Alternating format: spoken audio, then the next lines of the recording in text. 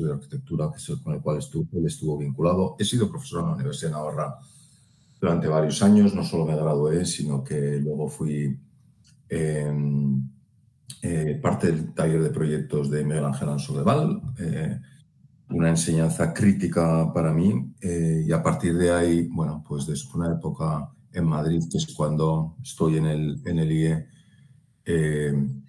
establezco, digamos, una trayectoria internacional muy marcada por el mundo del rascacielos. Hoy os quiero dar como dos partes. Uno, porque creo que es importante que sepáis lo que es el Council, y dos, por supuesto, hablar de lo que es diseñar una torre en 2023, ¿no? Este es vuestro ejercicio y cuando uno se plantea algo nuevo, no sé si habéis tenido que diseñar algo en altura a lo largo de la carrera, en alguno de los talleres de proyectos, etcétera. Pero bueno, estáis en el momento casi final, ¿no? Y ya hay algo de intentar releer lo que ha pasado para no repetir, intentar innovar, ¿no? Es lo que al final creo que en un taller de proyectos se puede disfrutar, ¿no? Traer nuevas ideas o construir sobre las antiguas. Bueno, el Council. El Council lo podéis llamar el Club de Rascacielos. Es algo que empezó hace más de 60 años en una universidad en Pensilvania que se llama Lehigh. Y la razón por la cual empieza ahí, donde no hay absolutamente ningún rascacielos, es porque está uno de los laboratorios más avanzados de Estados Unidos de hormigón de alta resistencia. Y a raíz de eso, pues convoca ahí digamos, a las mentes académicas más potentes que empiezan a investigar con hormigón. Vinculan luego a otra unidad muy fuerte que viene del acero y con ello pues montan un council que es fundamentalmente un lugar de encuentro de los ingenieros de estructuras, ¿no? En un momento interesantísimo en el desarrollo de los materiales, etcétera, los años 60, cuando la idea de empezar a hacer edificios no solo de hormigón o no solo de hierro, sino los efectos combinados, que es algo que está a la orden del día en este momento, pues en aquel momento es uno de los retos, ¿no?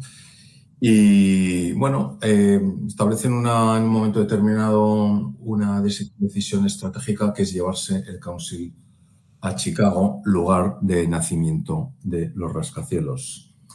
Yo creo que es una decisión acertadísima. El Council aterriza en el Crown Hall, la Escuela de Arquitectura del Illinois Institute of Technology, diseñada por Mies. Entiendo que conocéis el edificio, una de las cajas de cristal universales de Mies.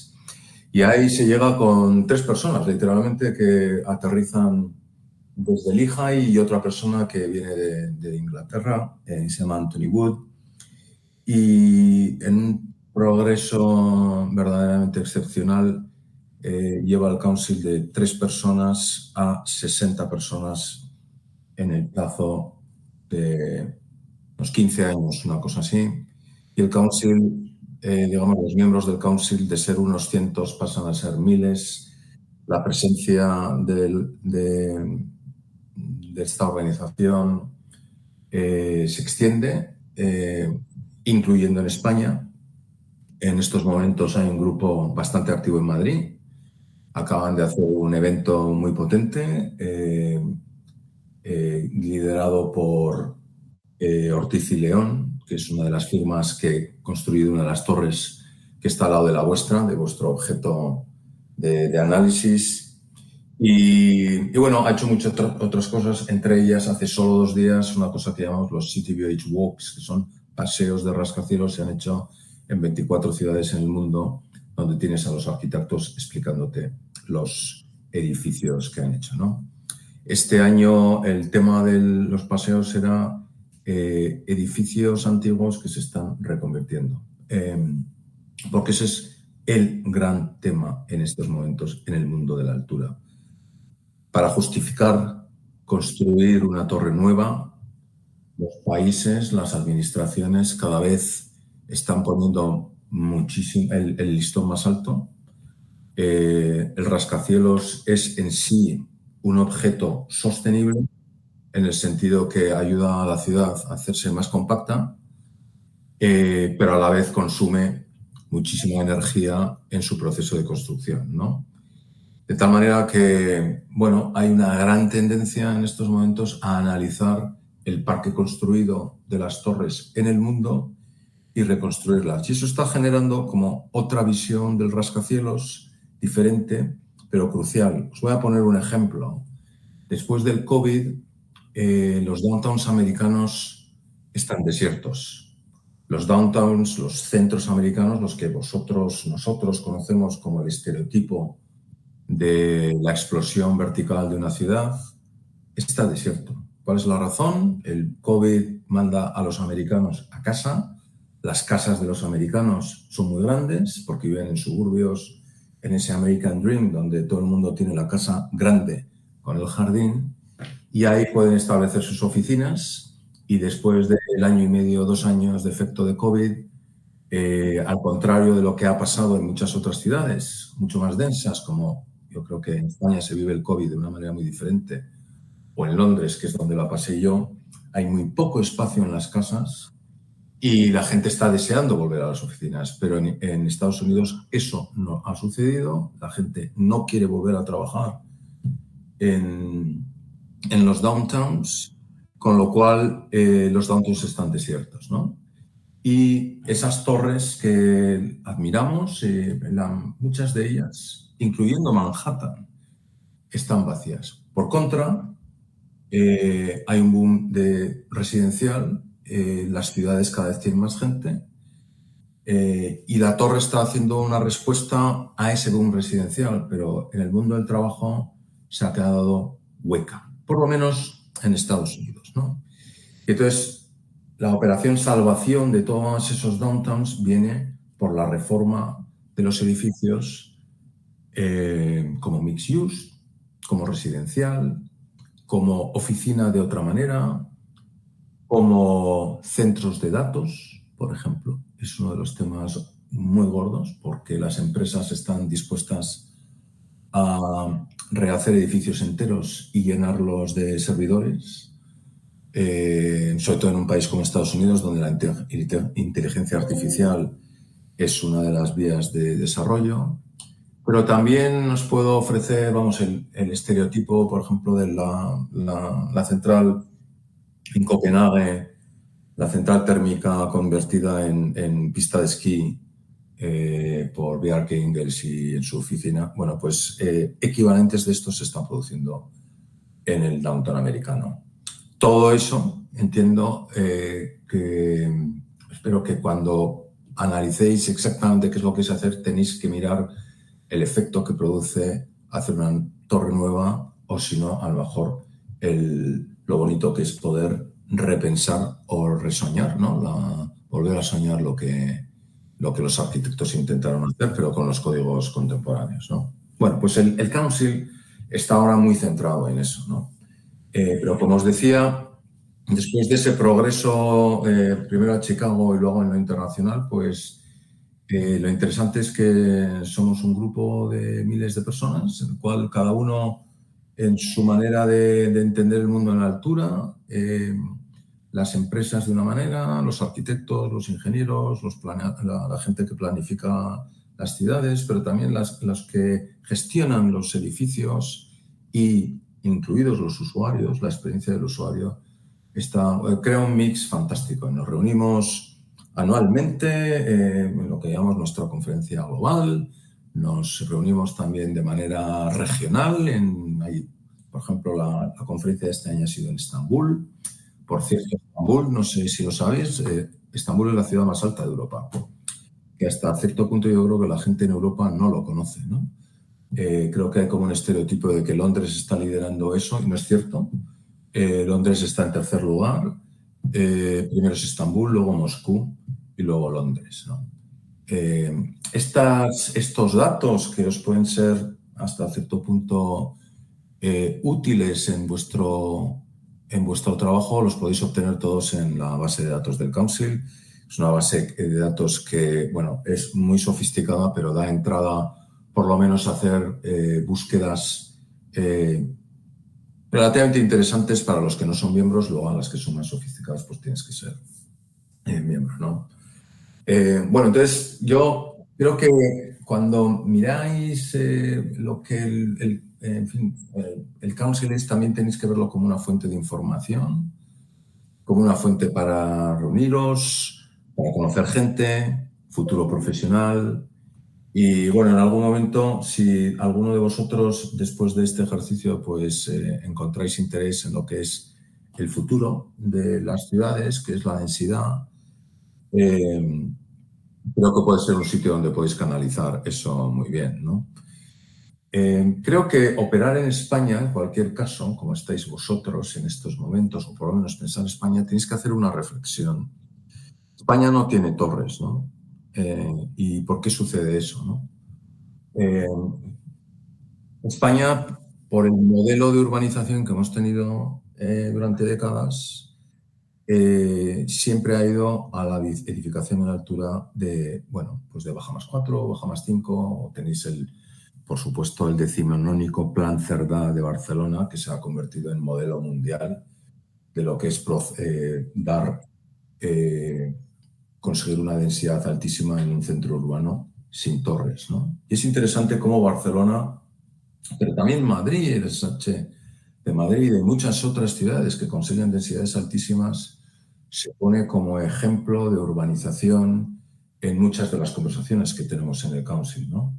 El Council no promueve construir torres per se. Construir una torre tiene que ocurrir cuando debe serlo. Hay muchas razones detrás de ello. Puede estar la voluntad de un cliente, la voluntad de una persona, la necesidad de una oficina, un arquitecto que pueda interpretar un programa de una manera peculiar y que tiene que ser en altura, etcétera, ¿no? Pero siempre tiene que haber una razón. Y yo creo que las Torres de Madrid tienen su justificación, todas ellas. Hablaremos de eso un poquito más tarde. Telefónica, el Edificio España, la Torre Madrid, por supuesto el BBV, Torre Europa y continuando por la Castellana cuando llegáis a vuestro solar, ¿no? A donde están las 4, ahora 5 torres con la incorporación de IE Universidad, ¿no? De los grados de la universidad, ¿no? De la Business School. La Business School sigue estando en María Molina. Pero bueno, esto es un poquito lo que os quería contar del Council, no verlo como una organización profesional que existe fuera de vosotros. Para la gente que le interese esto, creo que hay oportunidades para estar vinculadas. Tenemos un montón de estudiantes del IIT, nuestra oficina que ya no está en IIT porque no cabíamos. Estamos enfrente del Art Institute en Michigan Avenue en Chicago. Bueno, la fuerza estudiantil es crucial, ¿no? Y daros cuenta que de alguna manera el futuro es denso, ¿no? O sea, creo que el traer este trabajo o este tema a un máster que supone la culminación de unos estudios es crucial porque la velocidad de urbanización es ridícula.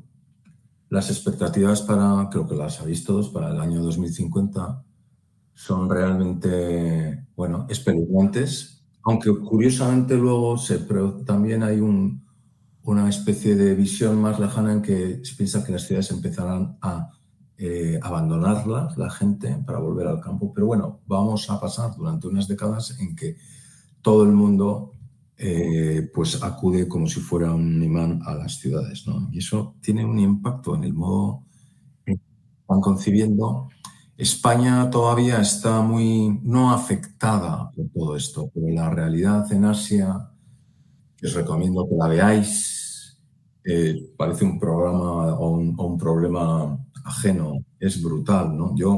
Me ha tocado, tanto en lo profesional ahora con el Council, estar en Asia y aunque volaba normalmente desde Londres, que es un sitio bastante denso, me da la sensación de volver a una ciudad vacía, ¿no? Cuando llegas a Delhi o a Yakarta o a Shanghái, etc. Creo que España como país tiene ahí un equilibrio fantástico en el modelo de urbanización y aunque se puedan mejorar muchísimas cosas, el hecho de que hemos podido absorber una población creciente, eh, indudablemente además ahora exacerbada por todo el tema de inmigración, etcétera, no hemos tenido que construir torres para hacerlo. Pero esa no es la situación en el resto de países y creo que eso es también un análisis que hasta cierto punto, no lo sé si lo podéis incorporar en vuestro trabajo, pero por lo menos que lo sepáis.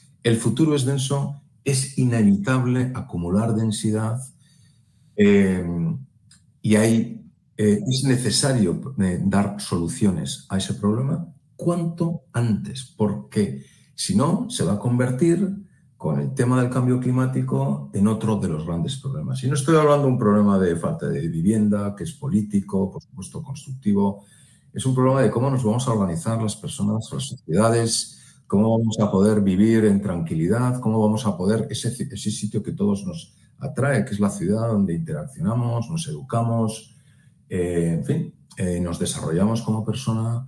Si el concepto de densidad no está controlado, se puede convertir en un boomerang increíble que deje a las ciudades, como os decía, estos puntos empiecen a ser desiertas, porque la gente vuelva al campo en un escenario de cambio climático muy complicado, ¿no? Entonces, el manejo de la densidad, el que un arquitecto entienda lo que es la densidad, por supuesto, los equipos asociados, la ingeniería, etcétera, es absolutamente crítico. Y aunque vuestro ejercicio es un edificio, creo que lo tenéis que poner en contexto, ¿no? Y que de todo esto podáis hacer, bueno, pues un tema o una apuesta personal. Yo creo que lo que yo voy a hacer en este edificio, pues encaja pues con una necesidad más grande. Otros a lo mejor lo queréis hacer más relacionado con el sitio, otros con la manera de actuar, o, en fin, os intento abrir un poco los caminos que hay detrás de cualquier análisis de lo que es una torre. Esto es un poco la intro que os quería dar. Luego he elegido 20 editivas. Edificios que muchos de vosotros creo que ya conocéis, pero me pregunto si hasta qué punto conocéis sus historias, porque creo que, de nuevo, habiendo leído el enunciado que Jorge me pasó, creo que os puede interesar, ¿no? Y bueno, ahora, si la tecnología no nos vuelve a fallar, a ver, porque nunca he hecho yo esto, un momentito.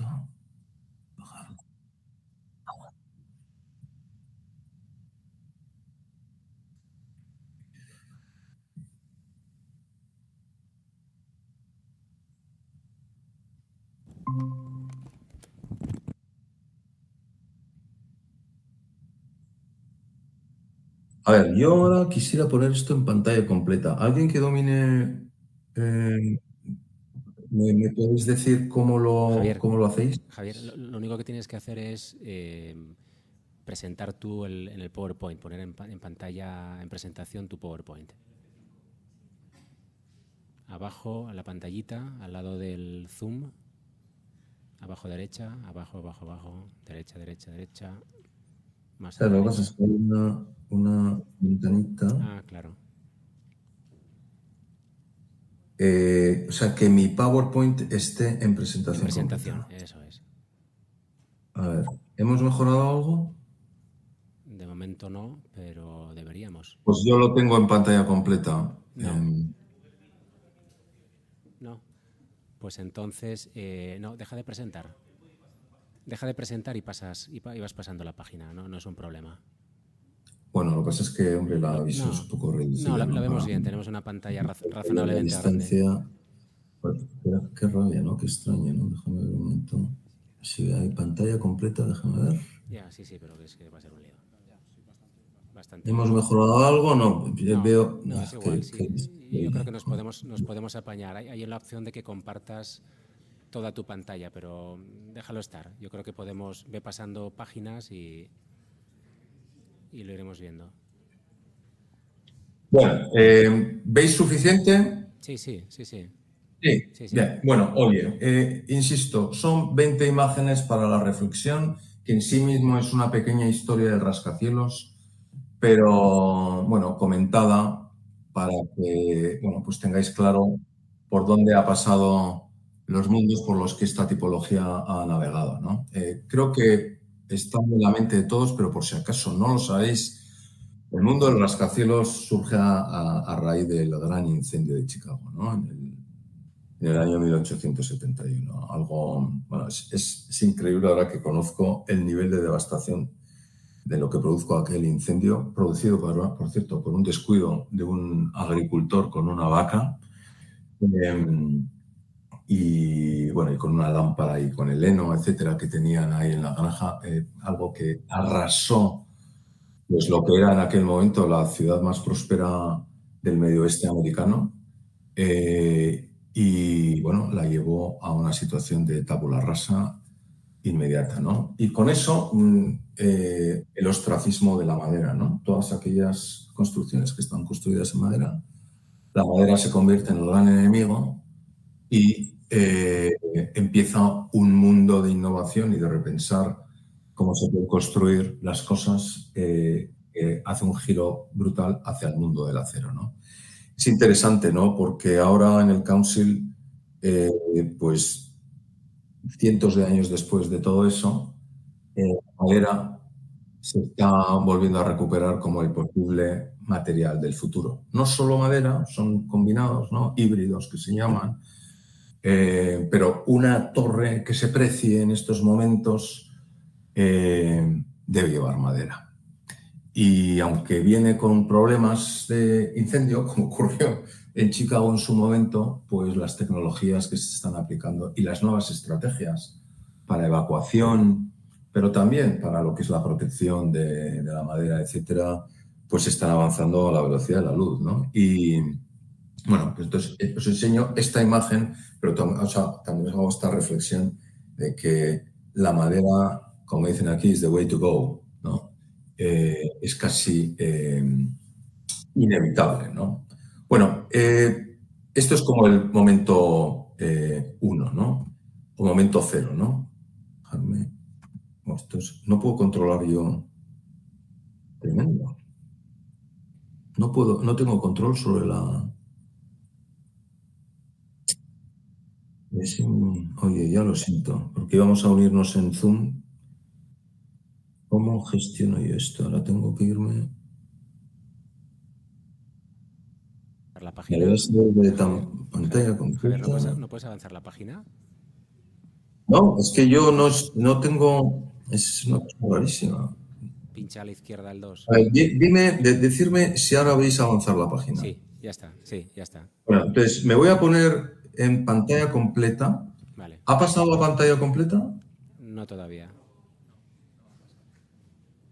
Bueno, pues Lo lo haces así, lo dejo, dejas lo así. dejo así, pero Eso por lo es. menos hemos avanzado. Venga. Bueno, pasan varios años y en concreto hay un equipo de arquitectos que son Adler and Sullivan, pero fundamentalmente Louis Sullivan, en que repiensa pues lo que es construir y toma la alternativa de apoyado en las nuevas tecnologías del hierro, que fundamentalmente van en contra de lo que son el muro de carga. Por supuesto, los decía de la construcción, pues empiezan a elevarse, ¿no? Esto es una foto de la avenida de Michigan en Chicago. Nuestra oficina está literalmente a 150 metros de este edificio, ¿no? Y por otra parte, empiezan a combinar. Este es el primer híbrido funcional que se construye en el mundo, donde hay oficinas, un gran auditorio, el auditorio de Sullivan, una preciosidad de edificio.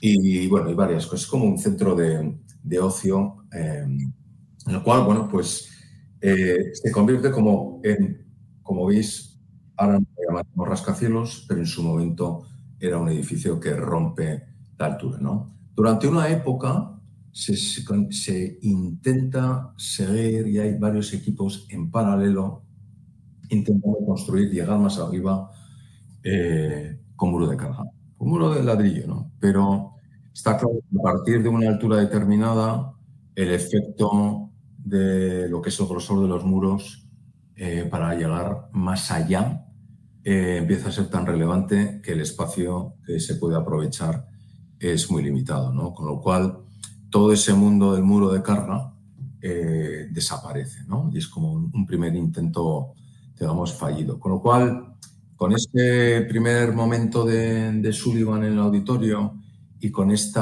intento fallido de otros equipos intentando subir el muro de carga, pues se llega a otro momento clave, que es el que nos propone el Reliance Building, ¿no? Que es la liberación total de las cargas del edificio y la concepción de la retícula de pilares como estructura, ¿no?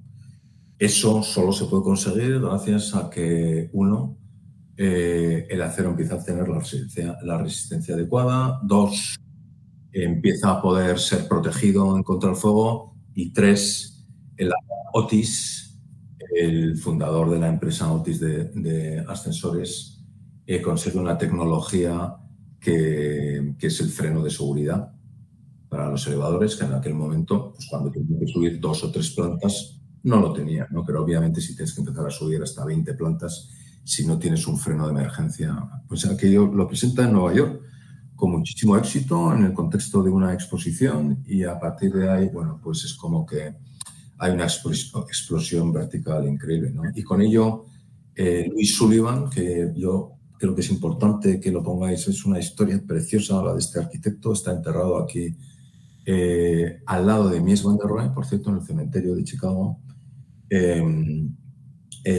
Bueno, yo creo que es una de estas figuras que por lo que sea no tiene tanto impacto cuando nosotros somos estudiantes en España, nos movemos más en el mundo Corbusier, como los clásicos, ¿no? Kahn, etcétera, etcétera. Sullivan es uno de los auténticos héroes americanos.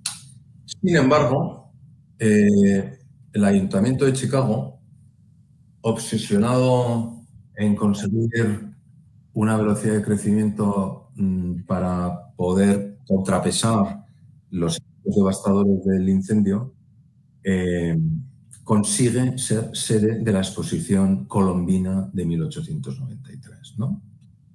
Y con eso intentan atraer a arquitectos, tecnologías, países, ¿no? De todo el mundo, ¿no? Y en aquel intercambio, que es fantástico para la ciudad, el diseño que finalmente se decide, pues es esto que veis, ¿no? Que es básicamente una imitación de la arquitectura europea en Estados Unidos. Parte de estos edificios están todavía en pie, al lado del lago Michigan, aquí en Chicago. Y, por cierto, Jorge, estoy en Chicago. Salgo hacia Nueva York después. Eso es... Pero bueno, hoy salgo al aeropuerto nada, en cuanto os deje a vosotros, ¿no? Y este viraje, ¿no? hacia lo que es el historicismo, la gran escala, pero a base de, digamos, aumentar a escalas muchísimo más grandes, pues prototipos o tipologías europeas, pues genera un éxito increíble en el mundo americano, de tal manera que todo ese equipo de investigadores, de innovadores, de Sullivan, etcétera, que producen todos los edificios de la Escuela de Chicago, que uno de sus paradigmas es el Reliance que os he inventado, que os he mostrado aquí, ¿no? Pues desaparece. Hasta el punto empiezan a perder su trabajo, tienen que desaparecer de Chicago y el drama acaba en que Louis Sullivan se acaba suicidando, ¿no? Acaba alcoholizado y se suicida, ¿no? Y es como un final terrible, ¿no? A esa primera ola de soñadores, ¿no? Y de gente que tienen la tecnología haciendo lo mejor. Bueno, entonces, en fin, pero la vida es muy dura, ¿no? Y bueno, esto es lo que ocurre. Entonces, desde 1893, pasando, ahora estoy 10 años más tarde, cuando Nueva York empieza a ser también, a crecer con Chicago en el mundo de la altura, esto es lo que se construye, ¿no? Este es el estereotipo, ¿no? En este caso es el Woolworth Building, el edificio más alto del mundo, durante varios años que no es más que una catedral gótica reinventada, ¿no? Para los que no hayáis estado en Nueva York, las Torres Gemelas y Ground Zero están detrás de este edificio en estos momentos, ¿no? Pero es interesante también oír al arquitecto que construye el Woolworth Building porque, hablando de estos temas, él interpreta el rascacielos y da una definición que luego ha quedado casi como canónica, que es a machine that makes the land pay, ¿no? Básicamente es una máquina o una herramienta para sacar el mayor rendimiento a un solar, ¿no? Y conecto con esta definición con otra que me parece la mejor que se ha dado en la historia del rascacielos, que es la definición de Rem Koolhaas en su libro Delirious in New York, que dice: el rascacielos es la reproducción del mundo.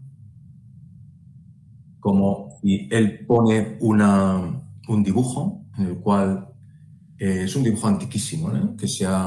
En el cual hay una estructura vegetal, en la cual hay cottages que se apilan unos a otros, ¿no? La visión que Rem Koolhaas tiene del rascacielos, la que define en ese momento, es: yo puedo reproducir el mundo, pero no solo como oficinas, puedo también reproducir una granja, puedo reproducir un lago, puedo reproducir un parque.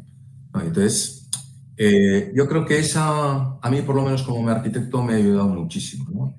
Es una oportunidad única a reconstruir, a poner uno encima de otro, ¿no? Pero a mundos diferentes, mundos conectados, como queráis, ¿no? Pero, insisto, en Estados Unidos, en aquel momento, el edificio más alto del mundo es interpretado de esta manera. Y claro, y esto genera una progresión, que es la que yo creo que conocéis todos más o menos, que es la que acaba en el Empire State, ¿no? No he cogido una imagen del Empire State, he cogido la del Chrysler Building porque me pareció el edificio más elegante, uno de los edificios más elegantes de aquella época. Y uno de mis favoritos, creo que lo conocéis, es el de las gárgolas en águila. Es la época del Art Deco. Ahí veis cómo los edificios en Nueva York empiezan a modelarse de maneras diferentes. Varios de ellos, no sé si veis el puntero, pero que pertenecen a lo que se llamó las tartas de bodas. Al final, lo que está ocurriendo en Manhattan es que esta manera de operar que se llama el laissez-faire, dejar hacer, o sea, la ciudad americana no tiene restricciones en altura, está empezando a generar unos problemas importantes de sombras en las calles, y a partir de un momento, en 1916 y en adelante, se exige que si pasas de una altura determinada, los edificios tengan que tener retranqueos, ¿no? Y entonces empezáis a ver pues estos edificios aquí, ahí, y los que se han llamado, como os digo, tarta de boda. Bueno, entonces, esta es como una fase diferente, ¿no? En el que el rascacielos sigue mirando a Europa, pero de una manera empieza a sacar como su propia personalidad, y luego, claro, empieza a emprender el cómo negociar ya, pues, construir a 150 metros, 200 metros, 300 metros, ¿no? Para que os hagáis una idea, en estos momentos, un edificio en altura es considerado alto. El Council establece diferentes categorías que pasan de 300, 500, 600, y a partir de los 600 lo que se llaman los super tall, ¿no? El Council define, entre otras cosas, otra cosa que hacemos también es definir la altura de los edificios, ¿no? Porque ha habido mucha picaresca usando antenas para intentar que, bueno, pues que un edificio se convierta en el más alto del mundo, ¿no? Y bueno, pues hay todo un comité que gestiona y se reúne con la CNN, y bueno, es muy interesante toda eso. Entonces, esto yo lo llamaría como el momento como de gran expansión americana del rascacielos. Todavía el modelo no se ha trasladado a ningún sitio, es un fenómeno estrictamente americano. Y ahora voy a dar un salto de unos 25 años, la Segunda Guerra Mundial en medio, y os cuento algo que, como Jorge lo ha comentado antes, que es una historia también muy bonita, ¿no? Os voy a enseñar el primer rascacielos diseñado en América por un europeo, ¿no? Que es, creo que lo sabéis, me imagino, espero, son los Lakeshore Drive, en Chicago, ¿no? Nada, a un par de kilómetros desde donde estoy hablando. Esto conecta con una historia muy chula, que es la que yo desarrollo en mi tesis, que es básicamente los europeos que vieron esto, que visitaron América y que vieron también esto, o las vieron en fotos, en viajes personales, cuando vuelven a Europa, y estamos hablando de los años 10, 20, 30, hasta hasta el comienzo de la Segunda Guerra Mundial, vuelven a Europa e intentan reconstruir lo que habían visto en América. Y a raíz de eso se generan proyectos, un ingente número de proyectos en muchísimas ciudades. Incluso las administraciones públicas empiezan a pensar en su transformación de París, de Londres, de Madrid, de Moscú, pues bajo el rascacielos. Sin embargo, pues la imposibilidad técnica, Europa estaba muy por detrás en la tecnología, la capacidad económica también en Europa era muchísimo más complicada, la oposición cultural a lo que es la Torre Americana en lo que es el centro histórico europeo, pues lleva a que todos esos proyectos, prácticamente ninguno de ellos se llegue a construir, ¿no? Y uno de los que sueña con todo eso es Mies van der Rohe, ¿no? Cuando él es el director de la Bauhaus en Berlín y cuando tiene que huir en la diáspora de los intelectuales alemanes a la raíz de la llegada del nazismo al poder, él acaba recalando en el IIT, que al principio se llama Bauhaus América, por cierto, un nombre muy chulo. Y dibujos que él había hecho en su momento, él empieza a hablar de torres de vidrio, ha visto lo que está pasando en el Reliance Building en Chicago, de hecho él escribe cómo todo eso pues le hace ver que la sublimación del rascacielos es la caja de cristal, ¿no? Y bueno, pues esto lo dibuja en los años 20 a raíz de un concurso en la Friedrichstraße y al final tiene la oportunidad y de hecho es el único arquitecto europeo que consigue materializar su sueño dibujado, pero no en Europa, curiosamente, en Estados Unidos, ¿no? Pero lo interesante es que Mies, con su aproximación hiper abstracta, muy de la escuela de Chicago, no hace más que llegar a Chicago, leer lo que Louis Sullivan estaba intentando hacer, ver la tecnología que había. Había ya muchos Lakeshore Drive construidos en Chicago antes. Y sobre todo, cuando esto lo eleva a pieza icónica, ¿no? Cuando construye el Seagram, el paralelepípedo universal, su caja horizontal, pero esta vez puesta en vertical, es cuando el mundo americano, que es un mundo que aprecia la eficiencia por lo demás, y bueno, yo creo que es su éxito, porque para un europeo nosotros lo vemos como algo elegante, algo fascinante, conceptualmente, la transparencia, etcétera. Un americano lo que está viendo es una máquina extraordinariamente eficiente, ¿no? Y la industria del vidrio, sobre todo en América, está en esos momentos en un boom, pues construye la caja de cristal. Y lo interesante es que este es el modelo que da pie a, iba a decir, a 40 años, 50 años, que todavía vivimos en ese modelo en muchos países, ¿no? Que es el modelo de la caja de cristal, que en teoría parece que es un modelo americano exportado, pero es un modelo americano ideado por un europeo que nunca pudo construir sus torres en Europa y las acabó construyendo en América, ¿no? Entonces, cuando miréis a estas ciudades llenas de edificios de cristal, pues pensar que es la idea de un europeo. Y a mí me parece que es muy bonito verlo cuando te vas a Shanghái, etc. Y, por supuesto, luego han pasado muchas otras cosas y voy avanzando. Los americanos llega un momento en que arquitectos como muy inteligentes, por cierto, como Philip Johnson, que es como el otro gran divo de la escuela, perdón, de la arquitectura americana de la segunda mitad del siglo XX en América, pues empieza a recuperar, dice, estas cajas no tienen simbolismo, ¿no? Al final se han convertido en esa machine that makes the land pay, ¿no? Pero son inhumanas, son, bueno, abstractas, te llevan a una ciudad que es muy de acero y metal, y él está totalmente en contra de ello.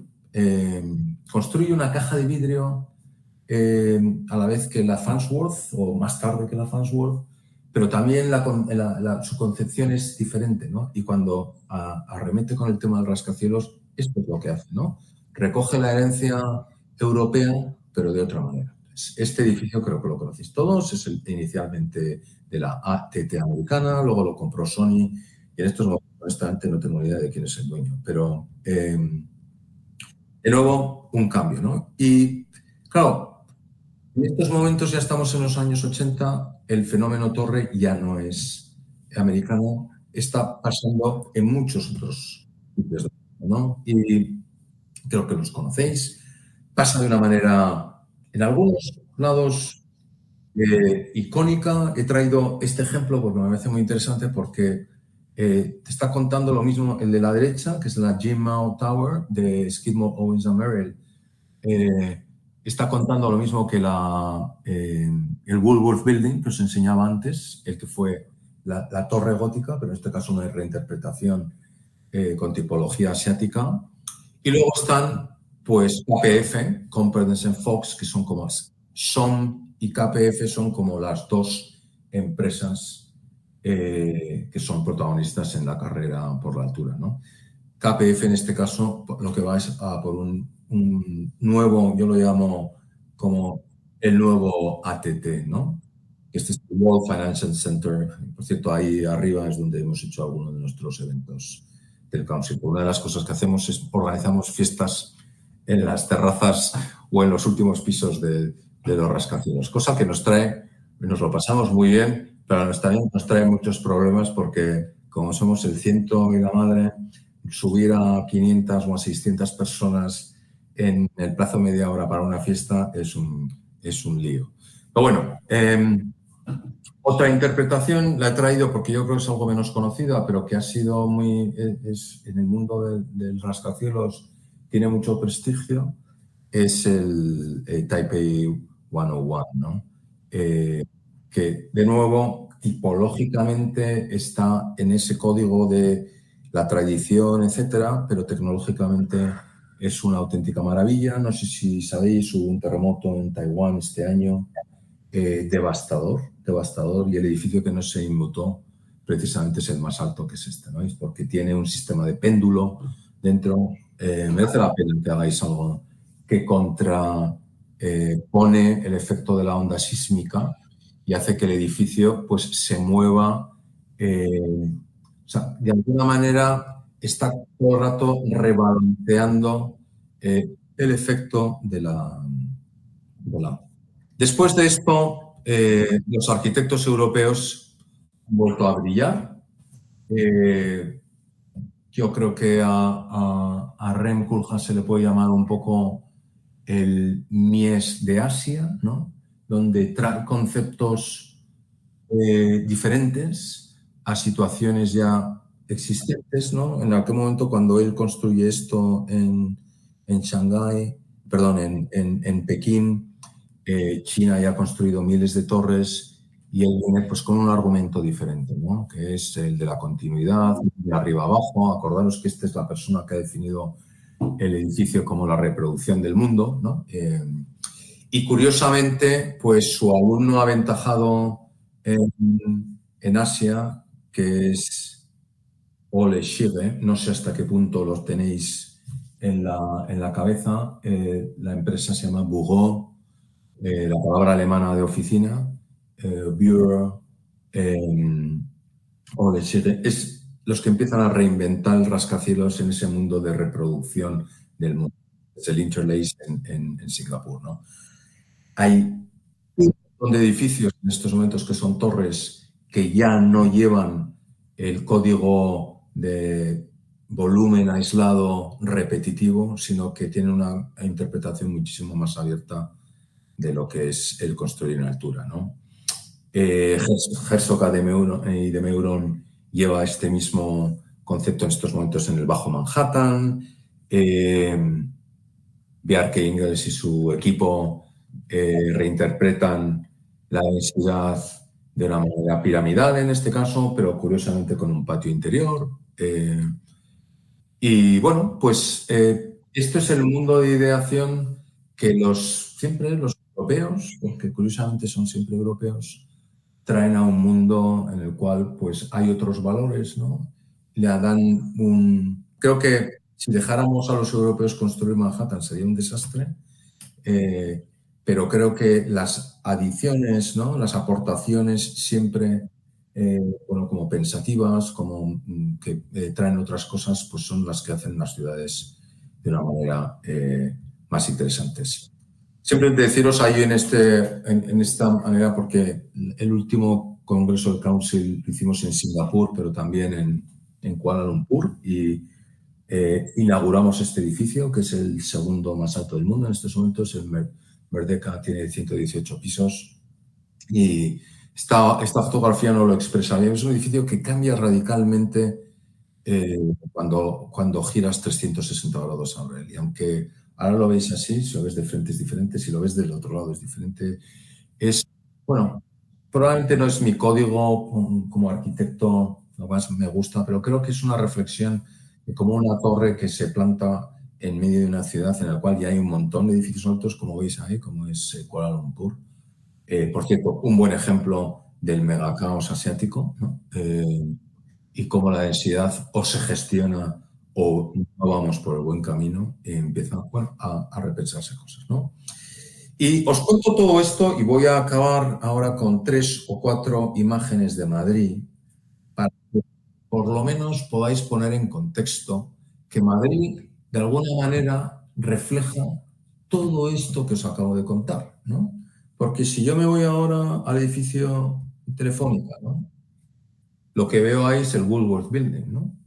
Es perfecto en estos momentos.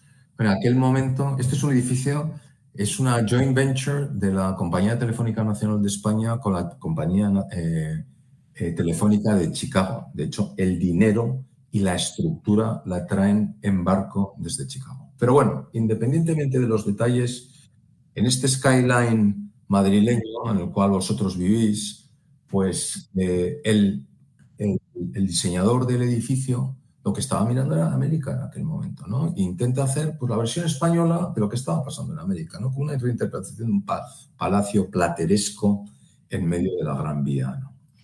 Voy a dar un salto gigante en el tiempo porque hay alguna torrecita en España también que responde a eso, pero bueno. Este es Oiza reinterpretando a Mies y el Sigram. Con muchos otros valores, lo que queráis, pero lo que está haciendo, del mismo modo que el edificio de Telefónica es plantar el Woolworth dentro de Madrid, Oiza lo que planta es el Sigram en la Castellana, ¿no? Y del mismo modo que os hablaba de Ren Koolhaas reinventando cosas, pues este mismo arquitecto lo que nos ofrece es en otro código orgánico, con otras referencias, admiraciones, Frank Lloyd Wright, en fin, podéis comprar miles de... Lo que hace es traer otro ejemplo de que el rascacielos también se puede reinterpretar de otra manera, en código natural, en código no repetitivo, ¿no? Que al final es lo que... hay otro arquitecto muy inteligente, Miquel Oriol de Ibarra, que os lleva a Torre Europa y en el cual pues reinterpreta lo que es un edificio que yo creo que no ha sido suficientemente apreciado. La planta es preciosa, bueno, trae el mundo redondo, en fin, es otra manera de ver la construcción en altura, ¿no? Y en cierto modo, pues lo que veis aquí, yo creo que ahora lo interpreté, esto es Shanghái, ¿no? Y es el ATP de Johnson. Y estos son pues reinterpretaciones de las torres de otras ciudades. De hecho, están diseñadas en muchos casos por esos mismos edificios, perdón, esos mismos arquitectos, ¿no? Ahí no he traído la torre negra del IE, la de las 5 torres, porque creo que es como de nuevo volver a reimitar el concepto de Mies, ¿no? De alguna manera. Pero quería traeros toda esta especie de historia previa para que cuando miréis esas torres, pues veáis, oye, esto ha salido de una manera diferente. Y de nuevo, pues los VR Kingers de Manhattan, perdón, de Madrid, que construyeron una pirámide o, bueno, pues en este caso, este edificio, que seguro que lo conocéis, y es el que da origen a esa quinta torre cuando no puede construirse, el Sol de Emilio Tuñón y Mansilla, ¿no? Fantástico edificio que trae nuevos valores y maneras de interpretar la altura a una ciudad que está en un momento con la extensión de Castellana Norte verdaderamente interesante, pero que me da la impresión de que le falta algún arquitecto, ojalá seáis vosotros, para poder repensar las posibles torres que necesita Madrid para convertirse en la ciudad que es cosmopolita, universal y ejemplar en lo que es la gestión de la densidad. 10:58 en Chicago, 1 hora. No sé si habéis sobrevivido. Creo que sí, creo que sí. Igual alguno queréis hacer una pregunta, os pasaría el micro para que se la podáis formular a Javier. ¿Alguien tiene alguna cuestión, alguna pregunta? Sí. Dame un segundo, voy a ir pasando el micro, Javier. Voy a parar de compartir. A ver si os veo. Buenas tardes, Javier. Mi nombre es Javier. Muchas gracias por la presentación. Yo quería hacerte una pregunta un poco también como de curiosidad. Has estado hablando de un poco toda la evolución del rascacielos desde Chicago en esos comienzos hasta el día de hoy, 2024, y has comentado este último edificio de rascacielos, que es el segundo más alto del mundo, pero no has hablado del más alto del mundo. No sé si tienes algo en contra o tampoco le has querido dar mucho interés. Y luego, ¿cuál crees que va a ser ese futuro gran rascacielos que puede llegar a superar el Burj Khalifa? Gracias. Bueno, el mundo de la altura no está por la labor de seguir superando al Burj Khalifa. Hay proyectos, hay gente trabajando en ellos, que obedecen a situaciones muy peculiares. Se acaba de fallar el concurso para el edificio en teoría más alto del mundo, que se va a construir en Riyadh, ¿no? Se lo ha llevado Foster, ¿no? Pero, bueno, veremos a dónde llega eso. Pero lo que a mí me gusta cuando hablo delante de la gente del Council, la industria del edificio en altura va de taller a better, ¿no? No más alto, sino mejor. ¿Y qué significa better? Pues más sostenible, la experiencia del usuario ser mejor, más, ¿cómo te diría yo?, más asequible. Hay un problema inmenso, ¿no?, en los edificios residenciales, en torres, bueno, los precios de los apartamentos son realmente ridículos, y entonces la solución de la densidad no, al final, pues llega al que tiene que llegar y acaba pues con los problemas pues que tenemos de vivienda en cualquier otro sitio, ¿no? O sea, somos parte del gran problema. Lo que pasa es que nosotros tenemos la oportunidad de gestionarlo porque tenemos la tecnología. Entonces el Council, tenemos el expertise. El Council tiene una misión como non-profit, como decía al principio. No te diría que somos una ONG. Nosotros somos una asociación de profesionales. Lo que pasa es que es una asociación sin ánimo de lucro. Pero bueno, nuestra labor específica es compartir el conocimiento e intentar que no se vuelvan a repetir las debacles que se están produciendo en ciudades por todo el mundo, ¿no? Entonces, volviendo a la pregunta que me hacías, insisto, la evolución más va por otros lados, pues en alturas algo más asequibles, aunque hay muchos proyectos. Este es este es el año en que se han construido más edificios de 300 metros de altura en toda la historia de rascacielos. Es bastante impresionante. Es el año más alto de la historia de la Tierra, ¿no? Por lo menos desde el punto de vista de arquitectura. Todo eso está haciendo. Y hay equipos trabajando, insisto, en edificios más altos que el Burj Khalifa. El Burj Khalifa, personalmente, bueno, he estado ahí, hay un problema de esbeltez. El arquitecto Adrian Smith y Gordon Gill viven a minutos de donde os estoy hablando. La oficina la tienen en el Inland Steel, por cierto, un edificio precioso del Loop de Chicago.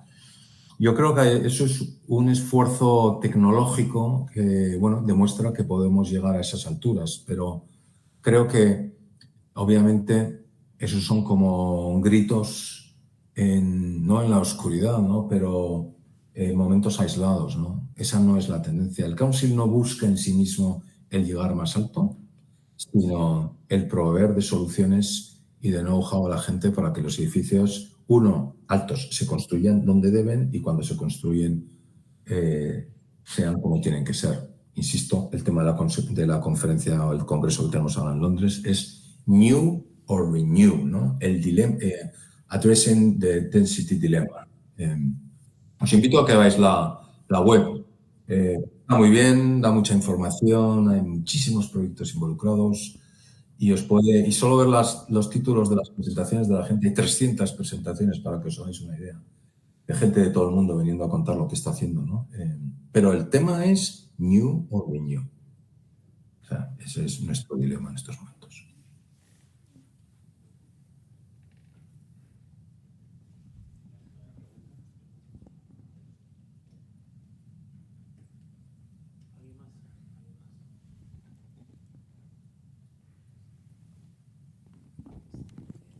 Javier, entonces, en términos generales, ahora has mencionado que la madera es el material que tiene que aparecer en todos los proyectos. ¿Estáis teniendo ya experiencias y hasta qué alturas, por tener una referencia de edificios en madera, manejáis? Bueno, hay dos tipos de edificio en este caso, que se llama el mass timber, ¿no? Madera en masa. Perdona, es que ya no sé ni cómo se dice eso en español, qué horror, qué desastre, llevo tanto tiempo fuera. Y luego los híbridos, ¿no? Que son madera metal, madera hormigón, ¿no? Como híbrido sin núcleo de hormigón. El edificio más alto en estos momentos, curiosamente, está a 1 hora de Chicago, en Milwaukee, donde está el Museo de Arte Moderno de Calatrava, no sé si lo conocéis, encima del lago, bastante espectacular. Tiene 35 pisos de altura, un poquito más de los 100 metros. Lo hemos inaugurado, de hecho fue mi primer año como CEO del inaugurar ese edificio, ¿no? Pero es un híbrido. Entonces, y eso es el mundo. Hay edificios en construcción que van a batir eso, pero hay como dos equipos, ¿no? La gente en que no... hay un edificio en Perth, en Australia, muy controvertido, que va a llegar al doble de altura, pero es muy controvertido porque en Perth no hay madera. Y entonces toda la madera viene de Austria, ¿no? Esto lo publicamos en nuestra revista. Y bueno, en teoría, el gesto de la madera, que tiene un origen sostenible, pues al final es el traslado de todas esas toneladas de madera acaban, bueno, consumiendo carbón, bueno, algo ridículo, bueno, pues todo, en fin, no funciona, ¿no? Al final, lo que depende de la madera para que sea sostenible es que los sitios de captación estén relativamente locales y en España y en Francia hay lo que quieras para poder hacerlo. Lo que pasa es que la industria está muy... Creo que lo sabes bien, o no sé, me imagino que las habrás visto, las viviendas de madera de Taller Básico de Arquitectura en Pamplona, ¿no? Cómo conseguir hacer un edificio de madera en estos momentos con un edificio de financiación pública es muy complicado. Es muy complicado. Pero hay que hacerlo, ¿no? Y bueno, pues es donde está. Yo veo los edificios de altura en España, creo que hay lo suficiente material, suficiente tecnología pues para subir a las 6, 7 plantas, ¿no? Pasar a la torre, yo creo que hay que llamar ya a otra gente. Esa es por lo menos donde yo tengo en estos momentos.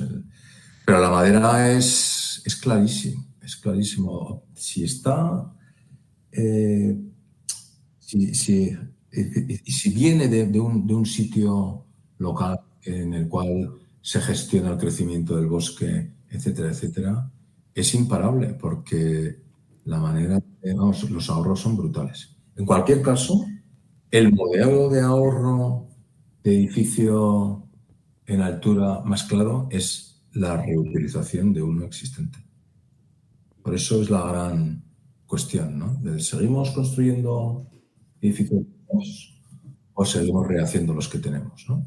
Porque hay muchísimos de ellos que están vacíos, ¿no? Esa es la gran pregunta. Es una pregunta fundamentalmente americana en estos momentos, pero bueno, en la City de Londres también lo están pasando mal, en Canary Wharf están rehaciendo edificios enteros, ¿no? Hay un vehículo ahora que es un edificio de Foster de hace solo 12 años y lo está rehaciendo ahora KPF completamente bajo esta nueva perspectiva, ¿no? Pues muchas gracias. ¿Hay alguna pregunta más? ¿Alguien que quiera hacer algún comentario? ¿No? Bueno, pues entonces nos despedimos, Javier. Muchísimas gracias por tu tiempo y por la sesión. Y, en fin, estamos en contacto. Muy bien. Oye, pues nada, que disfrutéis del ejercicio. Gracias.